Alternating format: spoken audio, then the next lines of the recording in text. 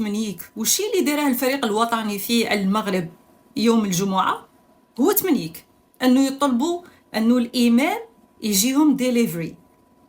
الناس ممكن يستدعوا طبيب، تكنيسيان، انسان اللي فريمون واحد من الناس اللي يكونوا معاهم ما يقدرش يدير الخدمه تاعه.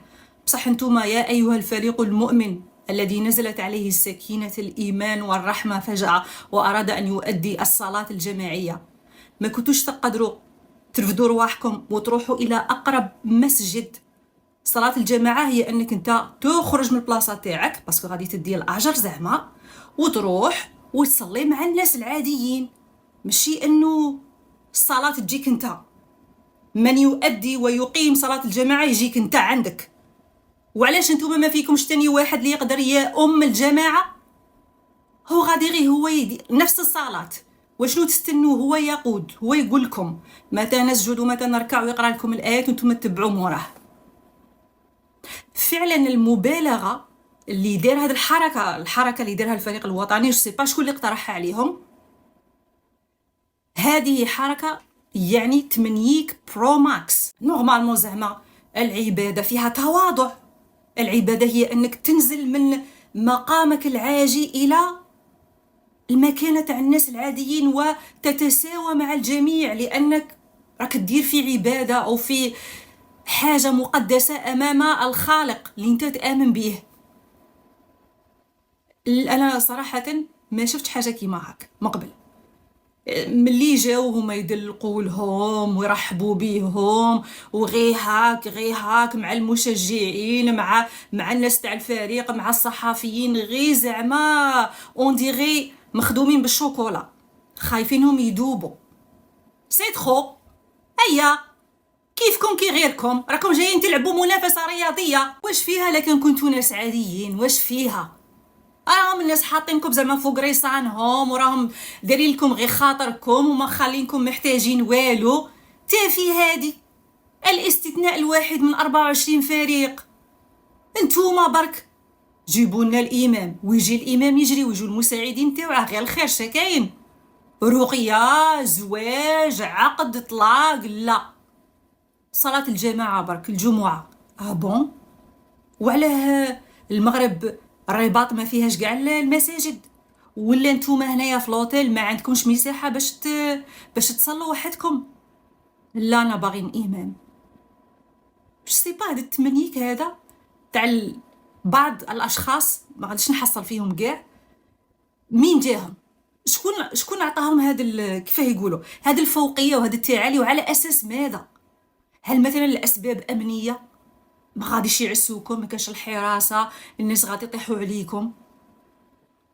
اسكو زعما هذه رساله بلي نتوما مؤمنين وبلي نوع من الدعايه لانفسكم بلي احنا نخافوا ربي؟ ولا كاع الفرق راح رانا عارفين بلي لا ماجوريتي تاع الفرق اللي حضرت اغلبيه اللاعبين اللي فيها مسلمين، ما راكمش استثناء زعما. ما هو الهدف؟ اكوا بون؟ والسيد مسكين جا. انا هذه اللي غاضتني. هي نورمالمون ما يروحش، مي بون انا لا اتدخل في القرارات تاعو ولا القرارات تاع السلطات المغربيه. بصح الفكره نورمالمون تكون عكسيه باش الفريق الوطني يبين بلي هو متواضع ويخلي الناس يشوفوه، يروح كيفاه كي باقي المسلمين وصلوا يعني بالعكس لازم تخيروا اكثر مسجد متواضع في الرباط وتروحوا له كنوع يعني من حركه، يعني باش تبينوا باللي كيفكم كي ابسط انسان في المغرب كي ابسط انسان في الجزائر. فعلا اذا كنت من العالم الاخر غادي تجيب العالم الاخر معك وتحاول تطبقه في كل بلاصه، حتى لو كنت تشارك في بطوله لكاس الامم الافريقيه.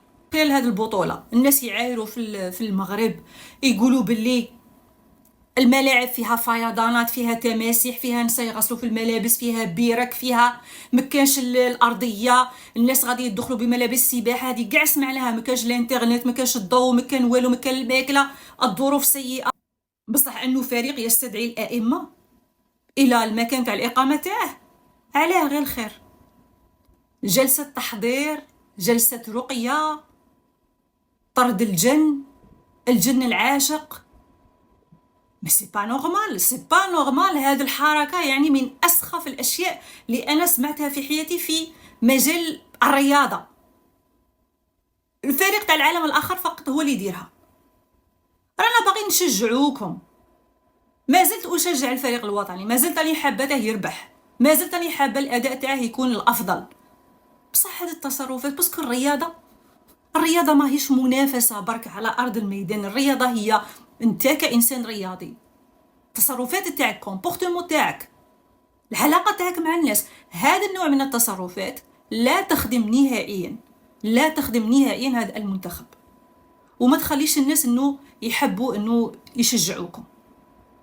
تولي يولوا كاع الناس يقولكم ها برك يعني راكم كبار، راكم كبار، ديروا مشيوا بالعقليه تاع الناس الكبار، ماشي العقليه تاع المراهقين.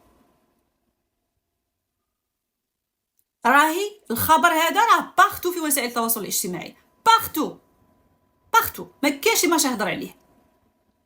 فعلا واحده من اغرب الغرائب اللي صرات خلال هذه البطوله الى الان. قولوا لي رايكم في هذا الموضوع، كتبوا لي في التعليقات كيفاش راكم تشوفوا في هذه العفسه هذه.